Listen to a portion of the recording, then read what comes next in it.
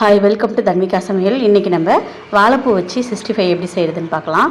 அதுக்கு இந்த மாதிரி வாழைப்பூ எடுத்துகிட்டு தோலை எடுத்துகிட்டு உள்ளே இருக்க பூவை சுத்தம் பண்ணி எடுத்துக்கலாம். இப்போ எப்படி சுத்தம் பண்ணுறதுன்னு காமிக்கிற பாருங்க. அம்மா சுத்தம் பண்ணுறாங்க. இந்த மாதிரி பூவை எடுத்துகிட்டு மேலே நரம்பு மாதிரி இருக்கும், அதை எடுத்துகிட்டு கீழே வெள்ளையாக குடல் மாதிரி இருக்கும், குடல்னு சொல்லுவோம், அதையும் எடுத்துடணும். இதே மாதிரி எவ்வளோ வாழைப்பூ தேவைப்படுதோ அதை நீங்கள் இந்த மாதிரி சுத்தம் பண்ணி எடுத்து வச்சுக்கலாம். அடுத்ததாக இதை செய்கிறதுக்கு ஒரு பவுலில் 1 கப் போல் கடல மாவு எடுத்துருக்கேன். அது கூட 2 ஸ்பூன் கார்ன்ஃப்ளவர் எடுத்துக்கிறேன். அதில் 1 ஸ்பூன் மிளகாத்தூள்.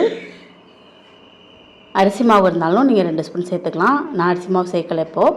இதில் 1/2 ஸ்பூன் மஞ்சத்தூள், 1/2 ஸ்பூன் கரம் மசாலா, 1/2 ஸ்பூன் போல் இஞ்சி பூண்டு பேஸ்ட்டு சேர்த்துக்கலாம். 1/2 ஸ்பூன் உப்பு சேர்த்துட்டு கொஞ்சமாக தண்ணி ஊற்றி பச்சை மாவு கன்சிஸ்டன்சியில் பிசைஞ்சு எடுத்துக்கலாம்.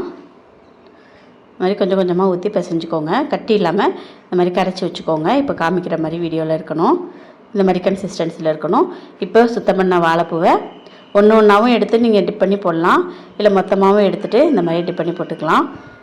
இந்த மாதிரி நான் மொத்தமாக எடுத்து கலந்து வச்சிடுறேன். அடுத்து போட்டு பொரிச்சிடலாம். அடுத்ததாக ஒரு கடாயில் பொரிக்கிறதுக்கு தேவையான அளவுக்கு எண்ணெய் ஊற்றிடலாம். எண்ணெய் ஊற்றிட்டு இதில் உதிரி உதிரியாக வரணும், ஒன்று ஒன்றா வேணும் அப்படின்னு நினச்சிங்கன்னா இந்த மாதிரி ஒன்று ஒன்றா போட்டு எடுக்கலாம். அப்படி இல்லைனாலும் மொத்தமாகவும் போட்டு எடுத்துக்கலாம். நான் மொத்தமாக இந்த மாதிரி பெசரி விடுறேன். இந்த மாதிரி பெசரி விட்டோம்னா அது கொஞ்சம் தனித்தனியாக இருக்கும். இப்போ ஒரு பக்கம் வெந்ததும் இன்னொரு பக்கம் திருப்பி விட்டு எடுத்துக்கலாம். இதில் துவப்பே கொஞ்சம் கூட தெரியாது, குழந்தைங்க விரும்பி சாப்பிடுவாங்க. இது மாதிரி வாழைப்பூவில் தான் செஞ்சுருக்கோன்னு அவங்களுக்கே தெரியாது, நல்லாயிருக்கும்.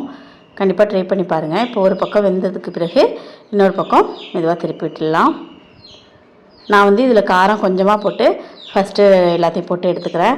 அடுத்ததாக குழந்தைங்களுக்காக இதை நான் போட்டு எடுத்துக்கிறேன். அடுத்து காரம் போட்டு பெரியவங்களுக்கு போட்டு காமிக்கிறதையும் நான் சொல்கிறேன். இன்னும் 1 ஸ்பூன் எக்ஸ்ட்ரா காரம் போட்டு அதையும் போட்டேன், அதையும் காமிக்கிறேன் உங்களுக்கு. பாருங்கள், இதில் நல்லா காரம் போட்டு செஞ்சுருக்கேன். ரெண்டுமே நல்லாயிருக்கும். குழந்தைங்களுக்காக நான் 1 ஸ்பூன் சேர்த்துருந்தேன். பெரியவங்களாக இருந்தால் 2 ஸ்பூன் சேர்த்துக்கலாம். நல்ல கிறிஸ்பியாகவும் கொஞ்சம் காரசாரமாகவும் இருக்குது சாப்பிட்றதுக்கு.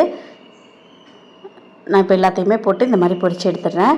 ஃபைனலாக உங்களுக்கு காமிக்கிற பாருங்கள் எப்படி இருக்குன்னு. நான் இதில் கலர் பவுடர்லாம் எதுவுமே சேர்க்கலை, நீங்கள் வேணால் சேர்த்துக்கோங்க. அவ்வளோதான், ரெடி ஆகிடுச்சு. 2 பக்கம் வேக விட்டு கொஞ்சம் முறுமுறுன்னு வந்த பிறகு எடுத்துட்டோம்னா ரொம்ப நல்லாயிருக்கும்.